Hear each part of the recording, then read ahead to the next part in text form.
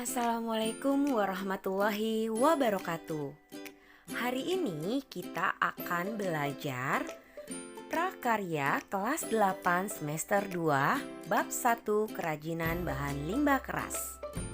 Adapun yang akan kita pelajari adalah A. Prinsip, jenis, dan karakteristik bahan limbah keras. B. Pengolahan, proses produksi, dan pengemasan kerajinan bahan limbah keras. Namun sebelumnya jangan lupa untuk like, komen, subscribe, dan nyalakan loncengnya, juga share ke teman-teman kalian. A. Prinsip, jenis, dan karakteristik bahan limbah keras. Yang pertama, prinsip kerajinan bahan limbah keras. 1. Mengurangi. 2. Menggunakan kembali.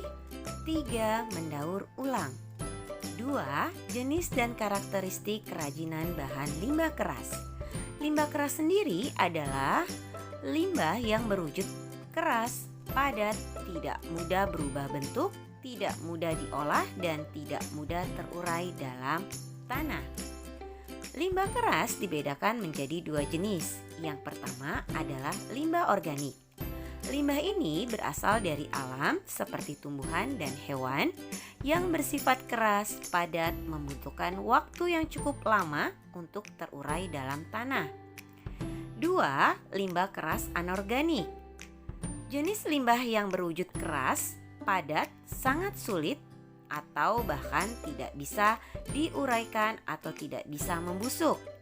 Contohnya adalah plastik, pecahan keramik, pecahan kaca, dan baja, juga lain sebagainya. Di sini ada contoh untuk reduce, reuse, dan recycle. Nah, mulai sekarang kalian harus bisa mengurangi menggunakan tas kresek. Jadi kalau kalian ingin berpergian atau ingin belanja, gunakanlah tas sendiri. Jadi bawa tas dari rumah dan sebaiknya tas itu terbuat dari kain sehingga kalau kotor bisa dicuci dan bisa digunakan kembali. Kemudian kalian juga harus menggunakan barang secara hemat dan dipakai. Dan kalau kalian punya pakaian bekas yang gak terpakai lagi sama kalian bisa kumpulkan, kemudian kalian sumbangkan kepada orang yang membutuhkan.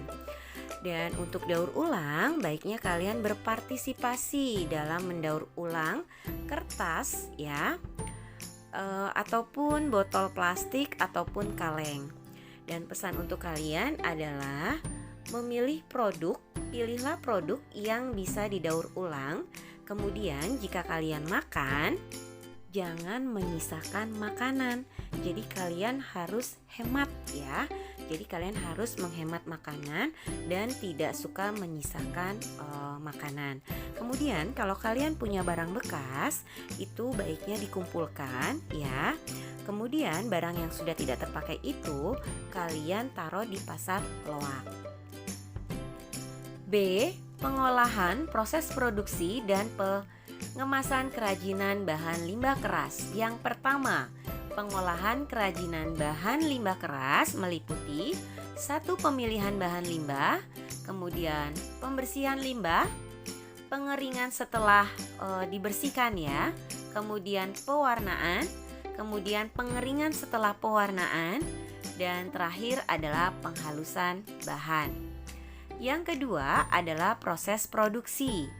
Yang pertama adalah perencanaan, kemudian yang kedua adalah teknik.